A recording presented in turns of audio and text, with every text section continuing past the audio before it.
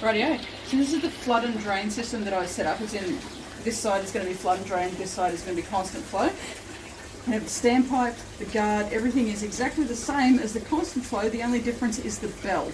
Now in this case I'm using a 65mm PVC pipe and a very tight cap.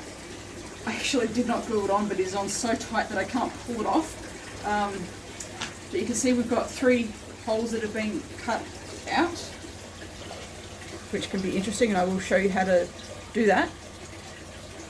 You need to make sure, these are about 1 centimetre high.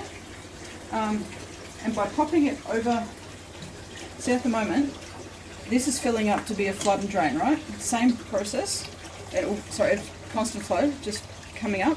And if we left it, it will get to this level and then stay at this level, right?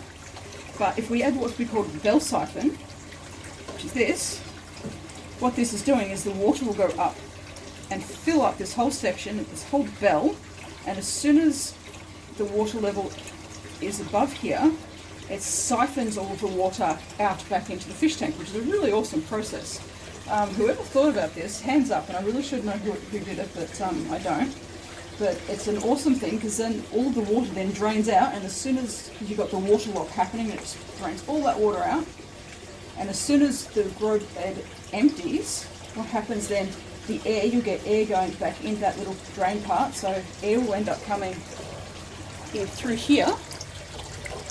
And when that happens, that breaks the water lock, and it means that it then fills up again, so the water then will fill up the grow bed.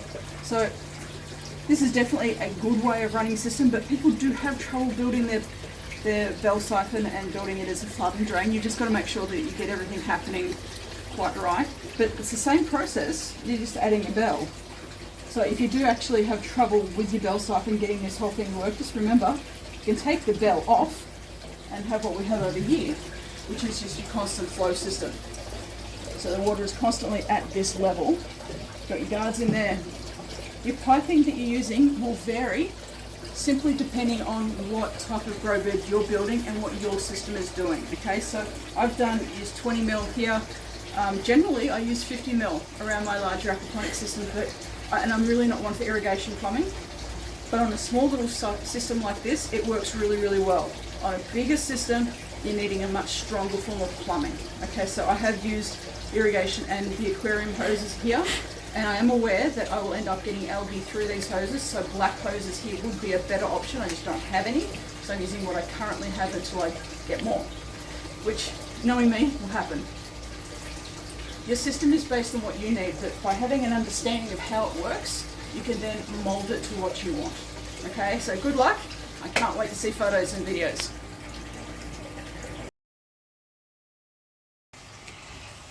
Alrighty, so we're looking at some of the plumbing and piping that can go into your grow bed, and I've got 3 different parts here. I'm trying to find the right balance. We've got the guard for the grow bed here. We've got the standpipe plumbing here, and if you're wanting a bell siphon, then we have the bell here. So let's have a look at the 3 different parts for your bell siphon. Why do we have a guard? The guard stops the gravel from going from the grow bed into your plumbing, okay, into the rest of the system. So we've got a cap that we pop on the bottom of it. You can see it's got the hole pre-drilled to fit the standpipe plumbing. So for me in this case it was a 25mm plumbing part that I'm using with a 20mm piping. So I've been able to get the right hole for that, drill the right hole for me for that one into the 90mm. Now the reason why we have the cap that we place on there is that it helps us to keep everything in place and not falling out. So we screw in, hard to see, we've got the holes already marked out and done in. So when we screw that in, and that will then be sitting in our grow bed, that will mean screwed in means no one can accidentally lift up our guard and let all of the gravel out. So that's why we screw it in. I used to bolt it in, but have seen a way. It was Rob Gray, one of his YouTubes, where I saw he screwed it in. I thought that was so much better. So away with the bolts and in with the screws, and these are marine grade screws that I'm using. And this plumbing ends up going on the inside of the guard, and that comes through the bottom here. So we have our O-rings, and so that then moves us on to the next part. We have an O-ring on this side, and then we have the grow bed, and then we have the piping underneath. So if you're imagining moving on to the standpipe part now, we have an O-ring on this side, and you literally have, whoops, this part goes in here. It's going to be so much easier to show you on the grow bed, but basically that comes into here, O-ring on the other side, through the grow bed, and then attaching to that piping there. The standpipe will vary depending on the size of your grow bed, the height of your grow bed. So you measure up the piping that you want. You want to make sure that you've got at least 5 centimeters from the top, that you've got the dry gravel, dry media, so you don't get algae and other problems happening. This is just a bend. If you're having the bell siphon, you do want to make sure you've got a bend elbow there, just to make sure you get the water lock happening and you don't get any airlocks. And this is the bell siphon. This is the bell that we use. You can see that it's been cut in 3 different sections there. And we've just got the lid on top. Now this is 65 mil, it is pressure pipe. And what will happen is that will go on top of the standpipe. So the standpipe goes inside here, inside there, and that fits into the plumbing on this side. And we'll be able to see it so much clearer when I'm actually putting it together and showing you. But at the moment I'm just, whoopsie, showing you the different parts and pieces that don't want to sit together in this wind. So yeah, it's pretty cool, but you do need to make sure that you get the right heights for your grow bed. So I'll show you how I've measured that up in the next one. Alrighty, so we're now putting plumbing into this little grow bed for our barrel aquaponics. Now, when you're wanting to know the size of what you're doing, you do need to make sure that you've got your measuring tape and your meter. So we want to have, a little bit of space up here. If you allow for the 1 centimetre of space where there's going to be no gravel, and then you allow a couple of centimetres, generally about 5 centimetres, where it's what we have dry gravel. So we don't want that area to get wet, but we want everything else to get wet. Whether that's a flood and drain system or a constant flow system, you do want to have a large wet area, because that's where your bacteria is, so that's your big filter. But you want to have a dry area as well, that way you don't get any algae growing on your grow bed.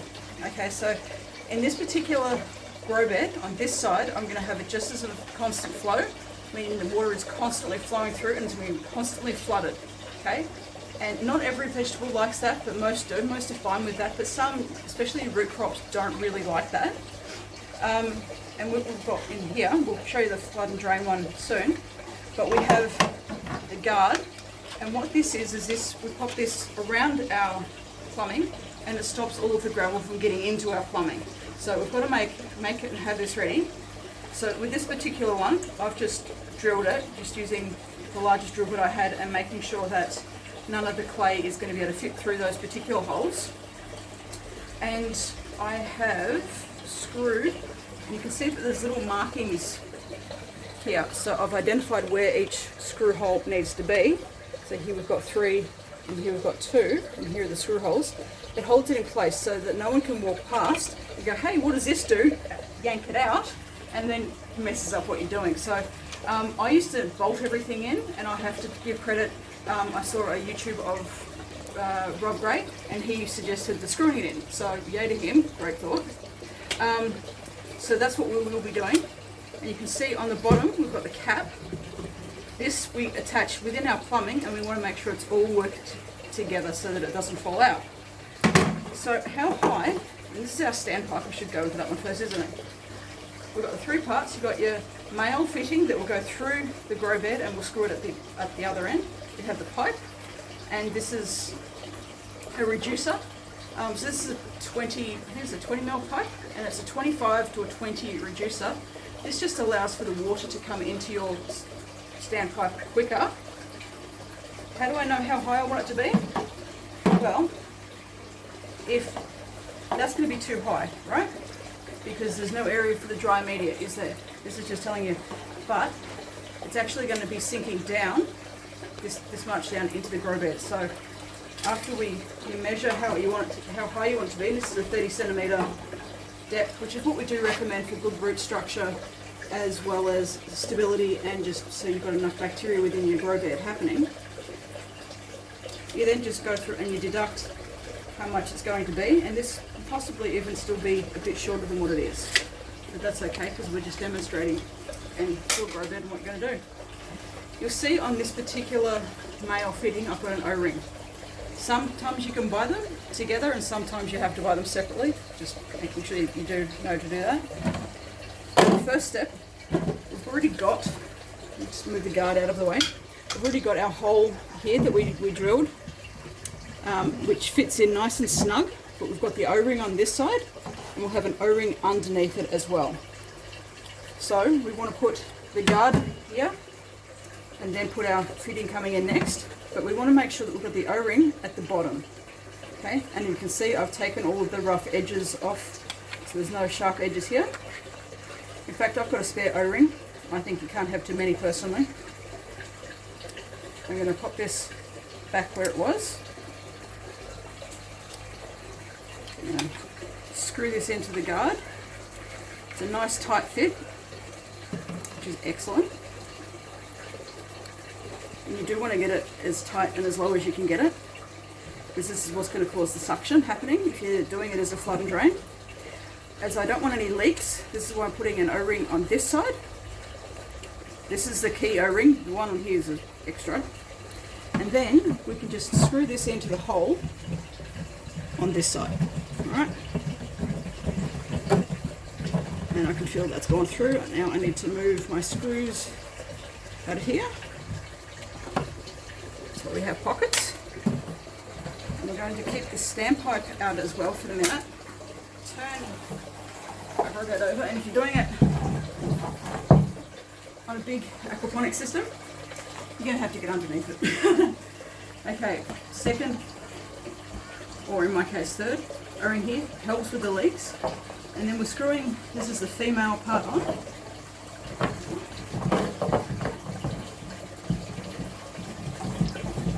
And nice and tight, and what that's doing as I'm putting pressure on both, that's screwing it in from underneath as well.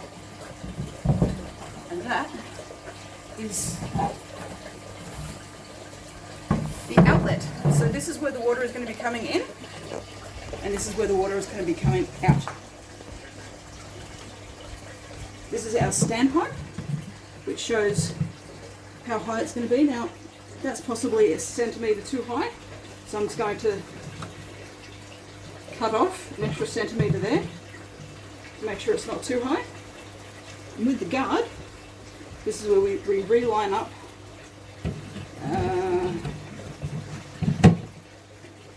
our points, screw these in, and what this does, water will come in here and it will come up, and as soon as it hits this reducer, it'll flow in there and into the fish tank or into your sump or however you got your system set up. That is as complicated as it can be, or as simple as you want it. You can also make this a lot more complicated. So this is for a constant flow setup. Let's have a look at another video and see what we can do about making this into a flood and drain.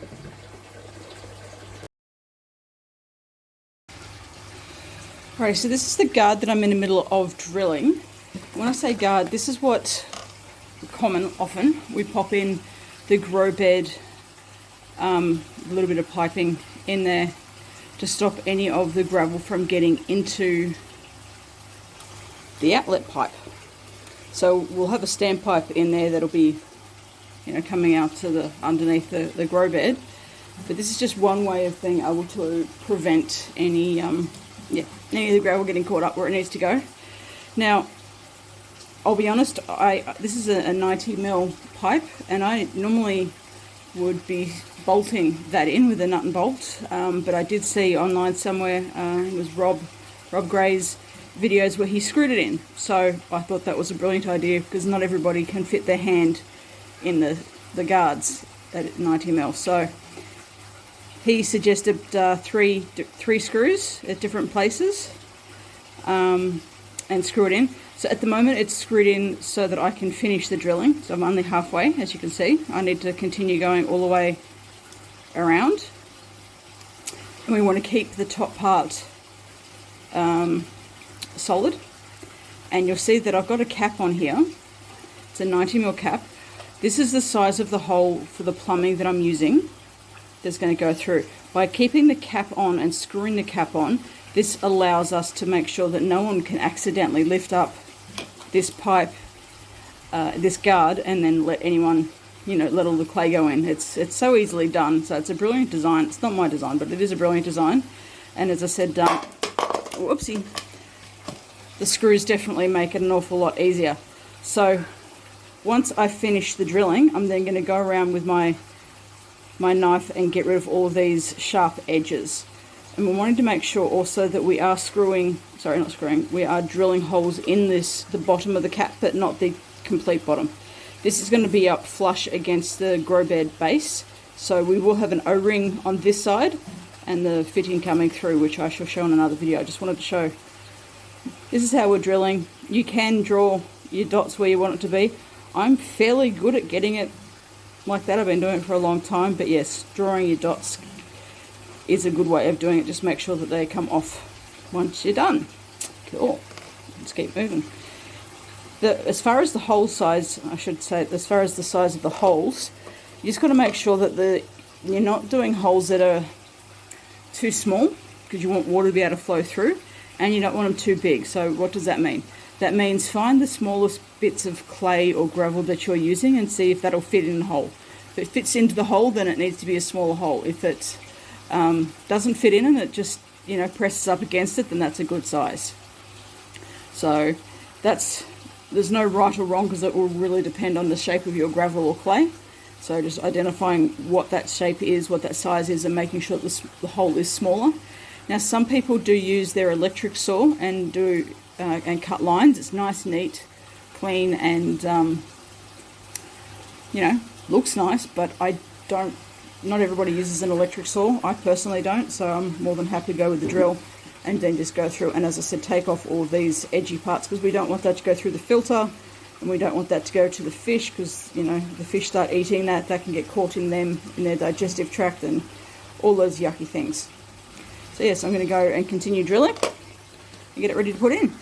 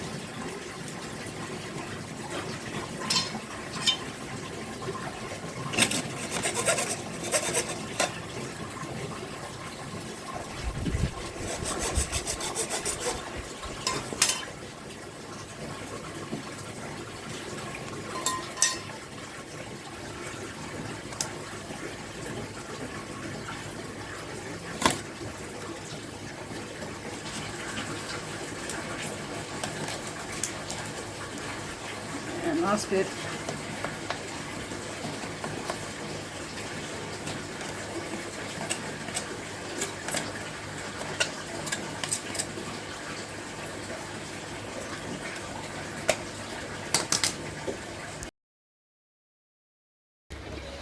So very slowly filling up. So what I've now done is I have adjusted only the main, like the pump. I've turned it from all the way on full to medium, so it's not working or pumping quite as hard, so it's going to take a little bit longer to fill up here. And we'll see that it's actually not even pumping in here as hard as what it was, which is great, because that means that we won't have the problem with the bell siphon. But this is the importance of having valves at different locations, because at the moment this valve is almost completely turned on, which is sending the water straight back from the pump back into the the hose you can see just dangling there. it's sending it straight back into the fish tank because the pump was working too hard. So I can actually now close that a little bit should I choose, but I'm just wanting to test the fact that I've shut off part of the actual pump. Not all pumps have that capacity, by the way, so you need to make sure that, you know, does your pump actually have that? And this is one of the reasons why we have that overflow valve happening here. And another reason why we have valves on either side of the filter. Valves are really, really good for your aquaponics system. People can find it overwhelming, but so we're getting close. This area, which will be covered by the media, is what we would call the wet area, because all of the media up until this point will get wet. But you'll see here I've already got a mark along here, which is showing how high the water level has been getting. So any of the media that is above that section, that's what we call the dry section. So there's no bacteria in that dry section, but in the wet section, the part that's getting flooded constantly, or else if it's constantly flooding, constantly got water in it, that's where the bacteria will be. So you can see there's not much happening in the bell as yet, but we've got about a centimetre to go and see how it's going, because I reckon that once I turn this one on, because this is going to be a constant flow system, so we're going to constantly have water in it, well, this is the flood and drain, just to compare the two side by side so it's easy to see how things go, because I know how they go, but not everyone else knows how they go. So I wanted to just demonstrate that. But once I've got these turned on and happening, I'll be able to turn the pump back on a little bit more and have things happening. So just adjusting everything to where we're currently at, and the water level's getting up, and as soon as there's no more air in there, what's happening is the water, as it's rising up into the bell, it's pushing all of the air out down into the standpipe and down into our grow bed, and any moment that should start to kick in.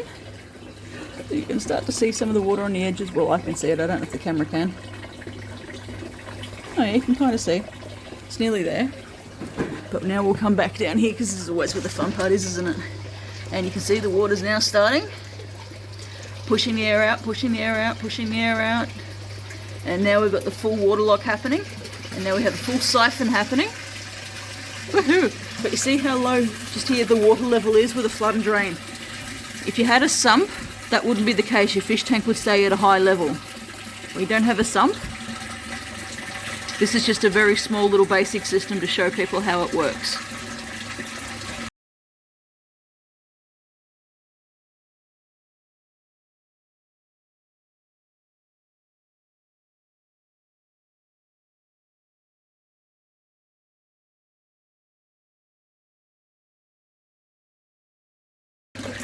So I still need to add the pipe to just drop that down so it's actually into the fish tank, that way I won't get the splash coming out.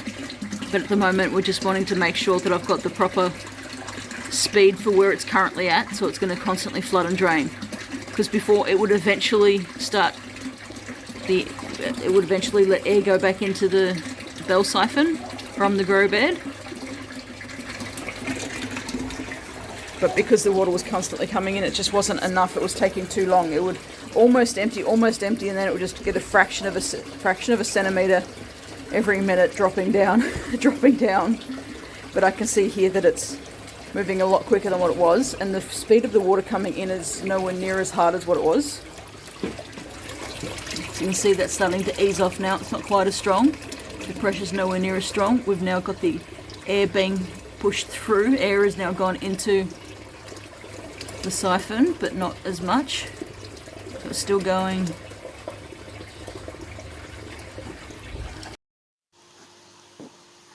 An underwater look at the bell siphon as it's about to break. You can see right now that the water's dropping down. We're almost there. And now it's broken and the air has started to come in. There we go. It's still going.